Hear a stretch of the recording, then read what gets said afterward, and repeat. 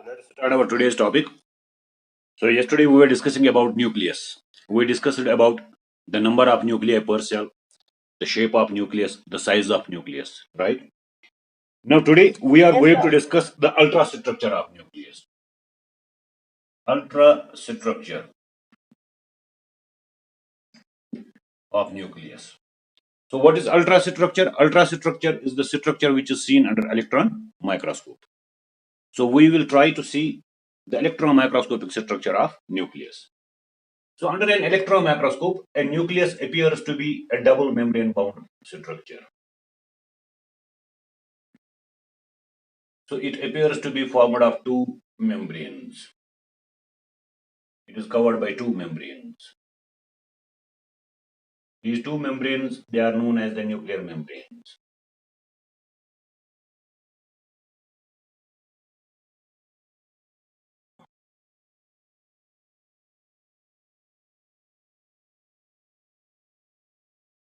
It appears to be a double membrane bound structure like this. So this is known as the nuclear envelope. It is externally covered by nuclear envelope. This nuclear envelope, it is formed of two membranes. Outer membrane, known as exokaryotheca, and the inner membrane, known as endokaryotheca.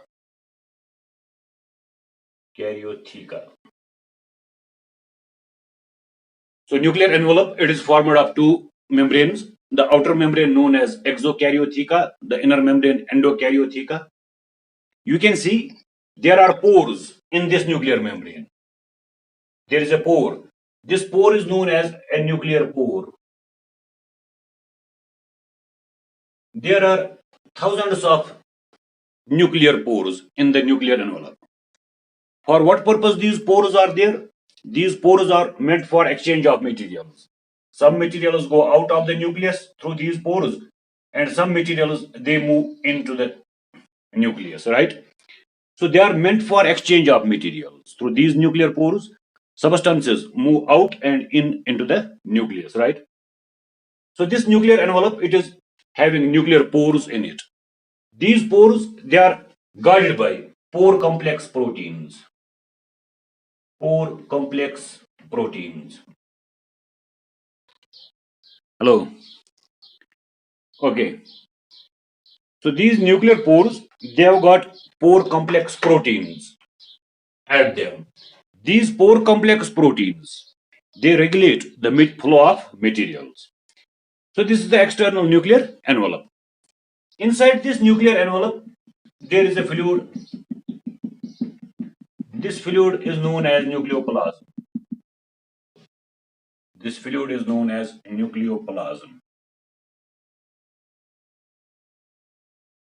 Or it is also known as karyoplasm. Or it is also known as karyoplasm. So in the nucleus, there is a fluid known as nucleoplasm, or this is also known as a karyoplasm, right? In this nucleoplasm or karyoplasm, there are fine thread-like structures. What are these fine thread-like structures? These fine thread-like structures which we find in this nucleoplasm or karyoplasm, these are chromatin fibers. These are chromatin fibers. Or if they are in the form of condensed rod-like structures, then we call them as chromosomes. These structures, they may be in the form of fine thread-like structures. If there are fine thread-like structures, we call them as chromatin fibers. Sometimes during cell division, we find there are rod-like structures. These rod-like structures are chromosomes. These chromatin fibers, they are basically uncoiled chromosomes. So you may find fine thread-like structures in the nucleoplasm. If there are fine thread-like structures in the nucleoplasm, those fine thread-like structures, they are known as chromatin fibers. Sometimes these chromatin fibers, they are highly coiled up, they are condensed, and they appear in the form of rod-like structures. Then they are known as chromosomes. Then in the nucleoplasm, you may find one or more darkly staining bodies. These one or more darkly staining bodies, which may be found in the nucleoplasm, they are known as nucleoli. They are known as nucleoli. They are known as nucleoli. So these are the structures which are found inside the nucleus in an electron microscope. So in an electron microscope, we find this nucleus is externally covered by a double nuclear membrane known as nuclear envelope. Inside the nuclear envelope, there is a fluid-like structure. This fluid-like structure, this fluid, which is present inside the nuclear envelope, this is known as nucleoplasm or karyoplasm. Then in this nucleoplasm or karyoplasm, there are fine thread-like structures. Those fine thread-like structures, they are known as chromatin fibers. Or sometimes during cell division, we find there are rod-like structures. Those rod-like structures which are found during cell division in the nucleoplasm, they are the highly condensed chromatin fibers which form chromosomes. Then in the nucleoplasm, we may also find one or more darkly staining bodies. These one or more darkly staining bodies, they are known as nucleoli. And this nuclear envelope, it has got many pores in it. These pores, they are known as nuclear pores. They are known as nuclear pores. And they are meant for flow of materials in or out of the nucleus, right?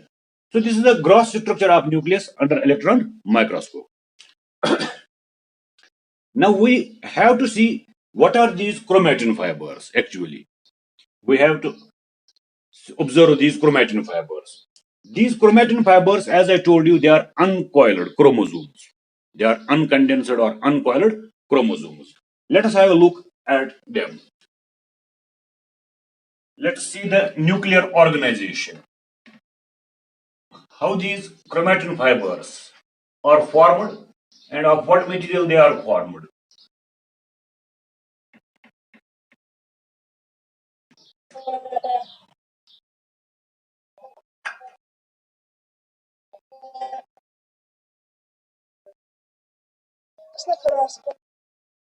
Nuclear organization.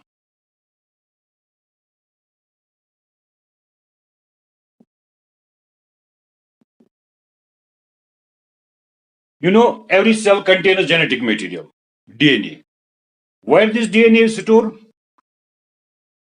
The DNA of a cell is lying inside the nucleus. It is lying inside the nucleus.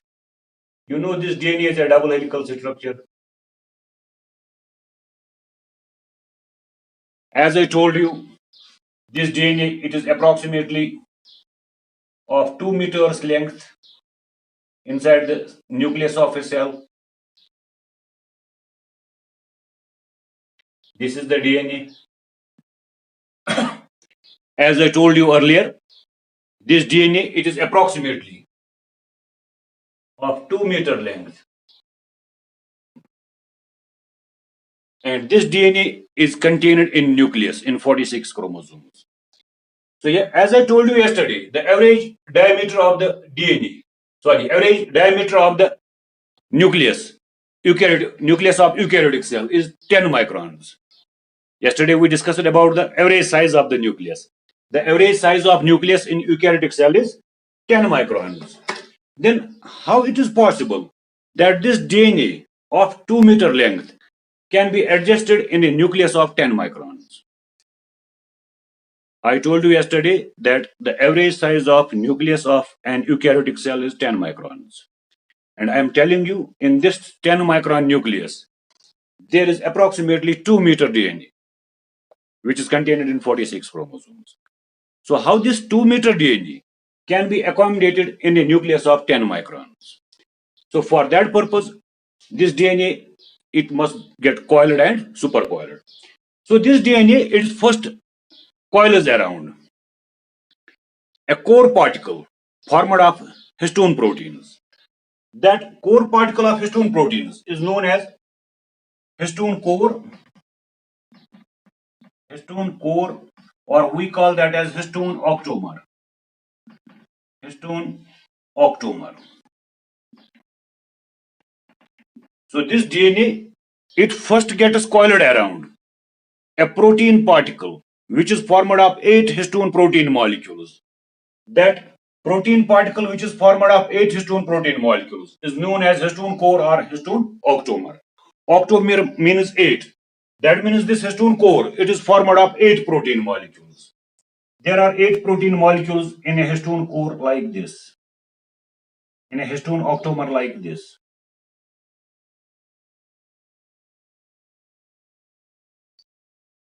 8 protein molecules, histone protein molecules, they combine and they form an histone octamer. This is H2A protein. There are 2 molecules. This is H2B. There are also 2 molecules. This is H3. There are also 2 molecules. This is H4. There are also 2 molecules. So 8 protein molecules, 2 H2A molecules, 2 H2B molecules, 2 H3 molecules, 2 H4 molecules. So in total there are 8 protein molecules. These 8 protein molecules, they combine and they form a spherical structure known as histone octamer, or we call it as histone core particle, Now this DNA, it gets coiled over this histone octamer. This DNA gets coiled over this histone octamer. This is DNA, it is coiled around this histone octamer. It gets coiled around this histone octamer.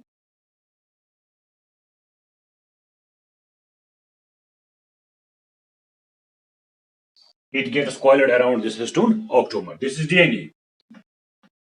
This DNA gets coiled around this histone octamer. These are the 8 protein molecules. They form a spherical ball-like structure known as histone octamer or histone core. So this DNA gets wound around this histone octamer or histone core particle, right? So when this DNA gets coiled around this histone octamer particle or histone core particle, this DNA plus this histone core particle, it forms a structure known as a nucleosome, right? So this is DNA, it is here coiled around this histone core particle. It makes 2 turns over it. Then it gets joined with another histone core particle. It makes 2 turns over it. It gets linked to another histone core particle. It makes 2 turns over it, right? So in this way, a chain of nucleosomes is formed. So this is DNA, this is histone core particle, and then 2 turns of DNA, they coil around this histone core particle. So when DNA coils around histone core particle, it forms a structure known as a nucleosome.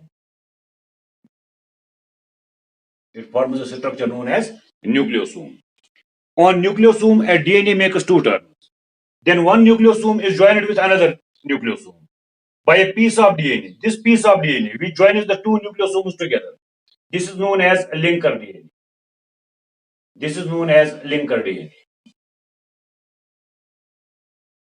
On each nucleosome, there are 2 turns of DNA. In these 2 turns of DNA, there are 146 base pairs in 2 turns on nucleosome. There are 146 base pairs in 2 turns of DNA, which is coiled around this nucleosome, histone core particle. Then this linker DNA, it has got some 60 base pairs in it. Linker DNA is some 60 base pairs long. So this DNA, which is coiled around the histone core particle, and this linker DNA, it together forms a nucleosome.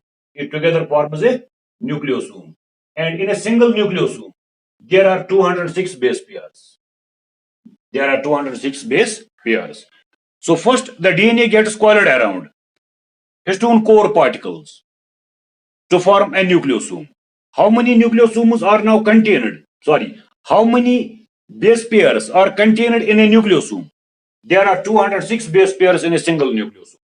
So one nucleosome is formed, another nucleosome. So in this way, a chain of nucleosomes is formed. And this chain of nucleosomes formed by the combination of DNA with histone core particle, it gives it an appearance of beads on a string. It gives it an appearance of beads on a string.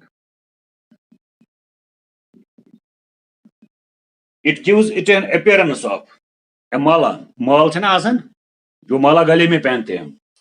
It contains those beads, and through those beads the string passes. धागा उनमें से चलता है, right? So here this thread is not passing through the core particle, but the thread is wound around the core particle, right? So in this way, DNA first combines with histone core particle. When DNA gets coiled around histone core particle, it forms a structure known as a nucleosome. How many base pairs are accommodated in one nucleosome? 206 base pairs are accommodated in one nucleosome. So many nucleosomes are formed. A chain of nucleosomes is formed. So this chain of nucleosomes, which is formed by the combination of DNA and histone core particles, it is known as a nucleosome chain, and it gives an appearance of beads on a string. It gives an appearance of beads on a string. So it appears as a chain of beads, right? Now these nucleosomes, they coil. They get coiled. Now this nucleosome chain gets coiled like this. This is one nucleosome, another nucleosome, another nucleosome. It gets coiled like this. Chain of nucleosomes gets coiled like this. It gets coiled like this. This chain of nucleosomes, which coils around itself, so it forms a coiled coil. This coiled coil is known as a solenoid. It is known as a solenoid. So first there was only DNA. Then DNA combined with histone core particle. It formed nucleosome. Then nucleosomes, they formed a chain of nucleosomes. Now this chain of nucleosomes, it coils. It gets coiled. And it forms a coiled coil. That coiled coil is known as solenoid. Then this solenoid coil, it further coils. Now solenoid coil coils. This solenoid coil, it coils. When this solenoid coil coils, it forms a supercoiled coil. This supercoiled coil, it becomes the chromatin. Sorry, it becomes the chromatin. It becomes the chromatin, right? So what is now chromatin? So chromatin is basically DNA wound first around histone core particle, forming a nucleosome chain. Then that nucleosome chain coils, forms a solenoid. Then solenoid coils. Solenoid coil further coils, and it forms chromatin. Then this chromatin, it further gets coiled. Now chromatin further coils up, and it forms a chromatid. It forms a chromatid. When chromatin further coils, it forms a chromatid. It forms a chromatid. Then two chromatids join. One chromatid and another chromatid. They join and they form a chromosome. And they form a chromosome, right? So first, DNA is coiled around a histone core particle. When DNA is coiled around a histone core particle, it forms a structure known as nucleosome. Then nucleosomes, they form a chain. Then that chain of nucleosomes further coils, and it forms a coiled coil known as a solenoid coil. Then this solenoid coil further coils, and it forms a supercoiled structure known as a chromatin fiber. Known as a chromatin fiber. Then these chromatin fibers, they further coil. This chromatin fiber further coils. When chromatin fiber further coils, it forms a structure known as a chromatid. Then two chromatids join, they form the chromosome. So this is how a chromosome is formed from DNA. This is how a chromosome is formed from DNA. Now, if this chromosome gets uncondensed, it gets uncoiled. If chromosome gets uncoiled, so it is formed of two chromatids. If this chromatid uncoils, it will form chromatin. It will form chromatin. So the chromatin fibers, which we find in the nucleus. Now, what are actually they? The chromatin fibers which we find in the nucleus. What are they actually now? So they are uncoiled chromosomes. They are uncoiled chromosomes.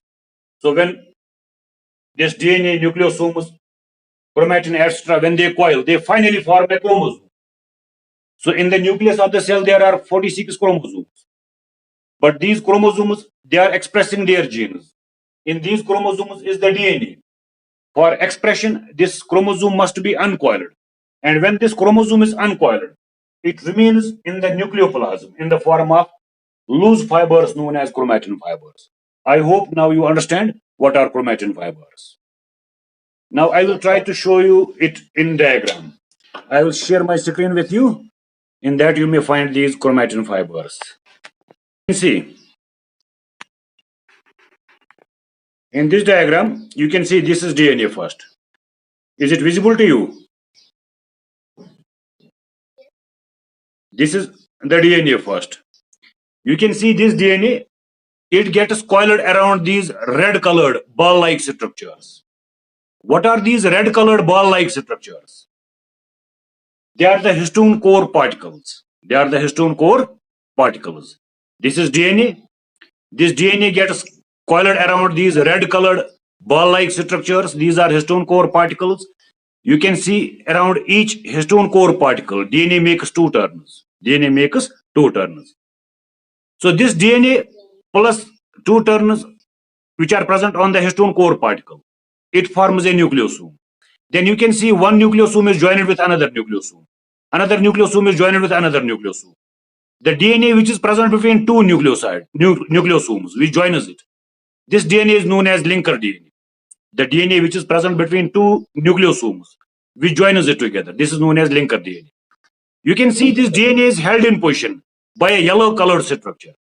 This yellow colored structure, it is again a histone protein. It is known as H1 protein. It is known as H1 histone protein.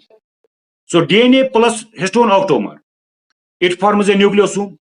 Then many nucleosomes are formed in the form of a chain. This is chain of nucleosomes. Then this nucleosome chain, it coils further. You can see this nucleosome chain is coiling. When this nucleosome chain coils, it forms a solenoid. Is it solenoid visible in diagram? It forms a solenoid coil. We call this solenoid as a supercoiled coil, right? Or a coiled coil, right? We call this solenoid as a coiled coil. Then this solenoid coil, it further coils. Solenoid coil further coils. You can see the further coiling of solenoid. And it forms a chromatin fiber. It forms a chromatin fiber. So this is a chromatin fiber in this below the solenoid coil. Then this chromatin fiber further coils and it forms a chromatid. It forms a chromatid. And you can see in the diagram, then two chromatids, they join each other and they form a chromosome. Two chromatids then join together and they form a chromosome. This is how DNA is accommodated in a nucleus of 10 microns. Otherwise, DNA is a lengthy structure. It could not have been accommodated in the nucleus of 10 microns, right? So this DNA, which is having its own diameter 2 nanometer, the diameter of DNA is 2 nanometer. When it gets coiled around the these histone core particles, it gets a diameter of 10 nanometers. So nucleosome, it has got a diameter of 10 nanometers. Then this nucleosome chain, it coils around itself. It forms a solenoid coil. That gets a diameter of 30 nanometers. You can see in the diagram, solenoid coil is having a diameter of 30 nanometers. When solenoid coil further coils, it forms a chromatin fiber. Chromatin fiber gets a diameter of 300 nanometers. Then chromatin fiber further coils. It forms a chromatid having a diameter of 700 nanometers. Then two chromatids, they join together and they form a chromosome having a diameter of 1400 nanometers, right? You can take the screenshot of this picture if you don't have. I think it is present in your textbook. This diagram is present in your textbook. If you look at this diagram very minutely, you may be able to understand how this DNA is accommodated within the nucleus of a cell. So this accommodation of DNA within the nucleus of cell in the form of chromosomes, we call it as nuclear organization. So this is the nuclear organization. So in this nuclear organization, we see how DNA is contained in a cell, right? So that is all about the DNA and its accumulation in the cell. Now, just a minute, I will return back. Now, this DNA, it is contained in the chromosomes. It is contained in the chromosomes. So these chromosomes, they are of different types in the nucleus. Each chromosome has got a constriction in the middle. This constriction, where the two sister chromatids are attached in a chromosome, is known as a primary constriction, or we call it as a centromere. Suppose this is a chromosome. In this chromosome, there is a constriction in the middle. This constriction, which is present in the middle of chromosome, it is known as centromere, or it is also known as primary constriction. So chromosomes are classified on the basis of position of this centromere. Those chromosomes in which the centromere is exactly at the center, those chromosomes are known as metacentric chromosomes. Metacentric chromosome. Those chromosomes in which centromere is exactly at the center, they are known as metacentric chromosomes. Then there are some chromosomes in which the constriction is slightly away from the center. It is not exactly at the center, it is slightly away from the center. When this centromere is not present exactly at the center, it is slightly away from the center. This chromosome is known as submetacentric. Submetacentric chromosome.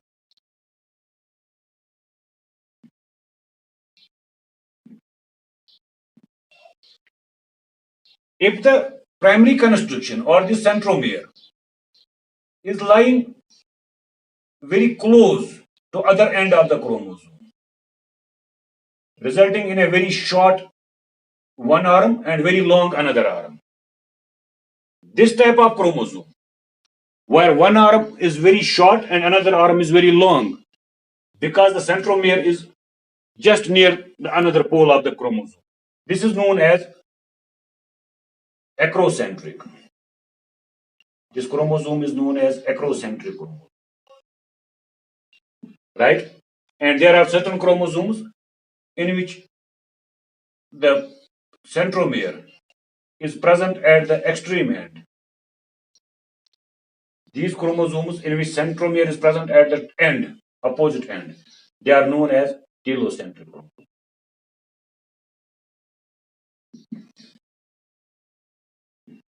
So chromosomes are classified on the basis of position of centromere. Those chromosomes in which the centromere is right at the center, they are known as metacentric chromosomes. Those chromosomes in which the centromere is slightly away from the center, they are known as submetacentric chromosomes. Those chromosomes in which centrosome is towards one pole, resulting in one short arm, extremely short arm, and another long arm, such chromosomes are known as acrocentric chromosomes. And there are some chromosomes in which the centromere is at the opposite end. Centromere is totally at the opposite end. This is known as a telocentric chromosome. So these chromosomes, they are present inside the nucleus. And you just saw how chromosomes are formed. How many chromosomes are formed in nucleus of the cell of a diploid? In the nucleus of a diploid cell, there are 46 chromosomes in the nucleus of a diploid cell. You know our gametes, they are haploid. They only contain 23 chromosomes. In the nucleus of a diploid cell, in the nucleus of a somatic cell, there are 46 chromosomes. That number is known as 2n number. They are arranged in two sets. 23 plus 23 is equal to 46. This is one set, this is one set. This is 1n, this is 1n. So two sets of chromosomes, they are together referred as 2n, and the number is 46. In a gamete, there is only one set of chromosomes. So that gamete is said to be haploid. So in the nucleus of a cell, there are 46 chromosomes in 23 pairs. And these chromosomes, they are formed from DNA, they are formed of histone proteins, and then some non-histone proteins also cover these chromosomes on top, right? So that is the structure of a chromosome which is found inside the nucleus of a cell. Now inside the nucleus, we have got another thing, that is the nucleolus. Since our time has run out, so we will discuss nucleoli tomorrow, inshallah. Thank you for attending my class. How many participants were there? Good, thank you.